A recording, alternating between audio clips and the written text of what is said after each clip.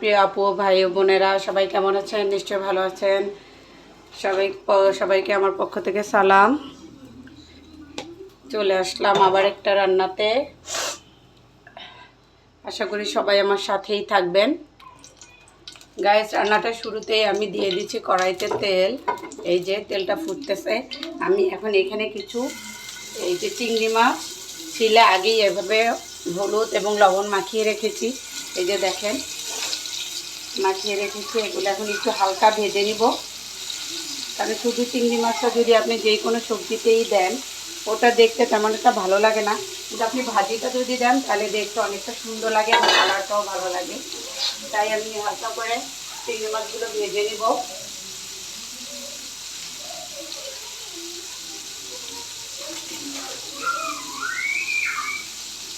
বুঝতে করতে যাবে না। এই যে দেখেন আমি একটু উলট পালট করে নেব চিংড়ি মাছগুলা। এই যে দেখেন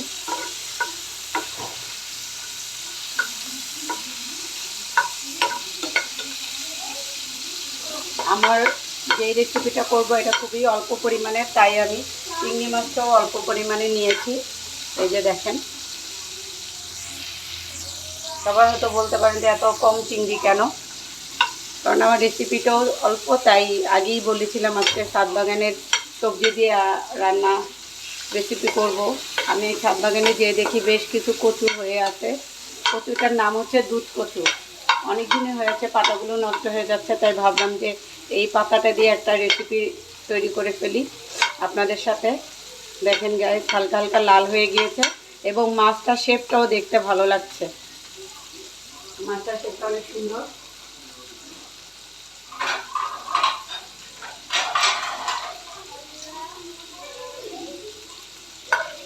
এখন আমি মাছটা তুলে নিব।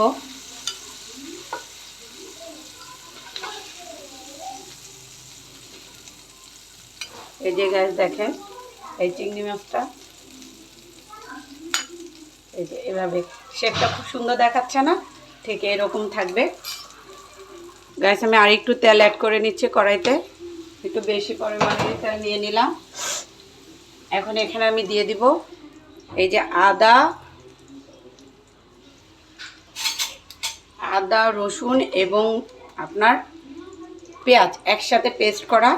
আমি এখানে দিয়ে দিব বড় চামচের টেবিল চামচের 2 টেবিল চামচ দিয়ে দিলাম।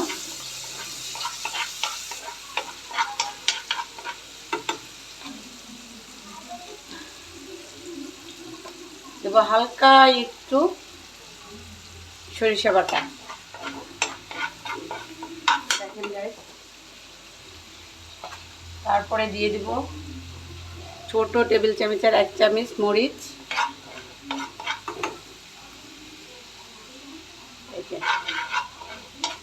ছোট টেবিল চামচের 1 চামচ মরিচ এবং 1 টেবিল চামচ হলুদ।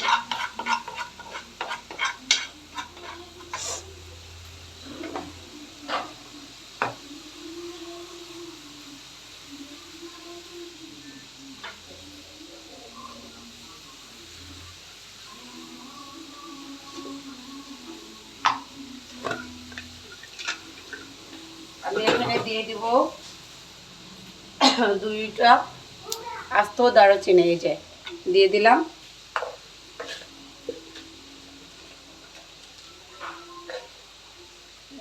একটু এই আস্ত মশলা।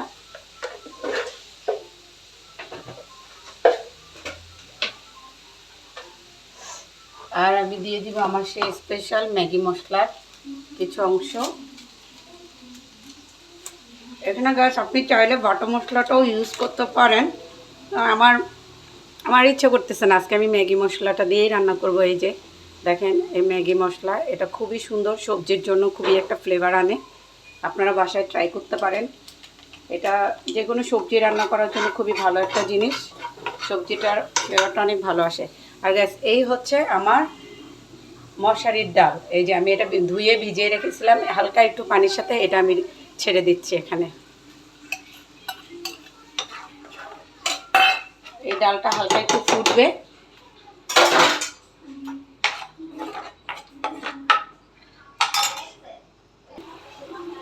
গাছ ডালটা দেওয়ার পরে একটু বলক এসে গেছে। আমি আমার শাক অফ ক্যামেরায় সিদ্ধ করার সময় একটু লবণ দিয়েছিলাম, তাই লবণ দেয়নি, তো এখন আরেকটু দিয়ে দিচ্ছি। যদি কম বেশি হয় পরে আবার দেব। আপনারা হয়তো বলবেন যে আপু রান্না করেছে লবণ দেয়নি কেন?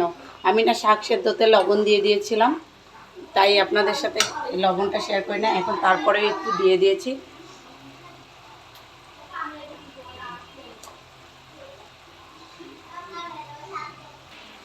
তারপর এখানে দিয়ে দিচ্ছি 3টে কাঁচামরিচ, এইভাবে 2 টুকরো করে, এইভাবে 2 টুকরো করে দিয়ে দিচ্ছি। এই যে দেখেন ডালটা ঠিক এইভাবে হয়ে আসলে এরপর আপনি কী করবেন দেখেন, ডালের ঝোলটা আর একটু কমে যাবে। এখন আমি গ্যাসে এই যে শাক সেদ্ধ করে রেখেছি ঠিক এইরকম। দুধ কচুটা আপনারা হয়তো বা অনেকে চেনেন, অনেকে চেনেন না।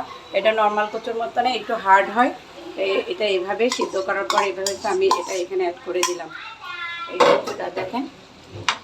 এখন আমি এগুলোর সাথে ঘেঁটে দিব। এই যে ডালটার সাথে দেখেন ঘেঁটে দিলাম।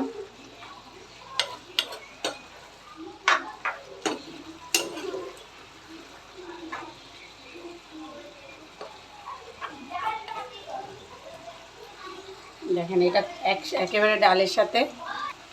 গাছ দেখেন মৌলবি কচু একটু হালকা গলা ধরে, কিছু গলা ধরে না, আবার কিছু গলা ধরে। তারপর আমার বাচ্চারা খাবে, তাই আমি এই যে এরকম একটা লেবুর একটা পিস নিয়েছি। এখন এই লেবুটা আমি চিপে এখানে দিয়ে দেবো। যে দেখেন দিয়ে দিচ্ছি। লেবুটা এখানে চিপে দিয়ে দিলে যে গলা ধরার ভাবটা সেটা থাকবে না। এই যে আপনারাও চাইলে এটা করতে পারেন। যাদের ঘরে বাচ্চা আছে একটু কচু খাওয়াতে চান তাহলে খাওয়াবেন, কারণ কচুটা অনেক ভালো। কচুতে ভিটামিন এ আছে, যেটা রাতকানার জন্য খুবই উপকারী। এর সাথে আছে যারা কচু খায়, কচুতে পরিপূর্ণ রক্ত হয়। যাদের রক্ত শূন্যতা আছে তারাও এই কচুটা খেতে পারেন। আপনার রক্ত শূন্যতার যে ভাবটা ওটা কমে যাবে। রক্ত শূন্যতার জন্য আপনি অনেক কিছুই খেতে পারেন, বিট খেতে পারেন, গাজর খেতে পারেন, যে নানা রকমের বীজ আছে এগুলোও খেতে পারে। তবে কচুর শাকটা একেবারেই ফরমালিন ছাড়া, এটাতে তেমন ফরমালিন দেওয়া হয় না। আপনি এটা খেতে পারেন যাদের রক্ত শূন্য। আর যাদের অ্যালার্জি তারা একটু বুঝে শুনে খাবেন, ডাক্তারের পরামর্শ নিয়ে খাবেন। এই যে দেখেন এখন আমি হালকা একটু পানি অ্যাড করে দিব, যাতে করে এই শাকটা এটার সাথে কি হয়, আমার লেবুর রস, শাক এবং এই ডাল পুরোটাই কি হয়ে যায়, একেবারে মিশে একাকার হয়ে যায়। এই দেখেন এখন আমি দিয়ে দেব এই যে দেখেন এই কাগজি লেবুর 3টা পাতা, একটু ফ্লেভার আসার জন্য।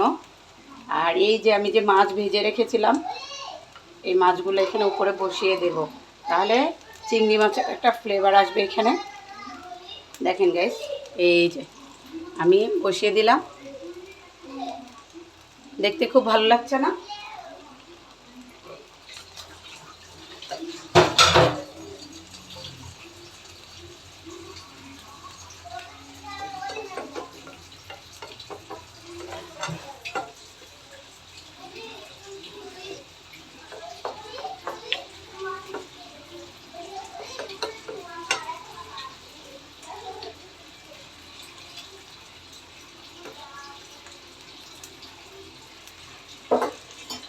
আমার প্রিয় আপু ভাইয়ারা, আমার এই রান্নাটা কেমন হলো আপনারা কমেন্টে জানাবেন। এবং যদি কারো মন চায় বাসায় করে খাবেন, আমি কাগজি লেবুর পাতা আপনি 3-4টে পাতা দিয়েছি, যাতে এর মধ্যে একটা লেবুর ফ্লেভার আসে এবং খেতে ভালো লাগে। আশা করি অনেকই ভালো লাগবে। আপনারা বাসায় ট্রাই করে দেখবেন। এই যে দেখেন কি সুন্দর দেখতে লাগছে।